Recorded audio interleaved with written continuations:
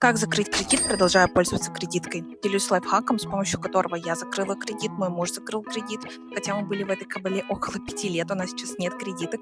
И моя подруга сейчас также закрывает свою карту, у нее осталось совсем немножко. Преимущество в том, что вы можете продолжать пользоваться кредиткой. Эту схему не любят банкиры, но она правда рабочая. Как мы с вами обычно делаем? Раз в месяц кладем обязательный платеж, кто-то кладет больше. Но потом наступает такой момент, когда тебе срочно нужны деньги, и ты расчехляешь кредитку. Так вот, чтобы этого не произошло, делаем следующее. Когда наступает время платежа, мы берем всю свою зарплату, зарплату мужа, неважно, пополняем полностью кредитку, то есть она у нас должна быть фуловая, как будто мы ее готовы закрыть. Далее звоним в банк и говорим, что мы хотим уменьшить сумму кредита на какую-то определенную сумму. 2000, 3000, 5000, насколько вам удобно. Таким образом, ваша кредитка, которая была, допустим, на 50 тысяч, становится на 46 тысяч, и вы можете также продолжать ей пользоваться. Каждый месяц вы можете уменьшать сумму, пока не останется ноль. Больше лайфхаков, полезных привычек у меня в профиле.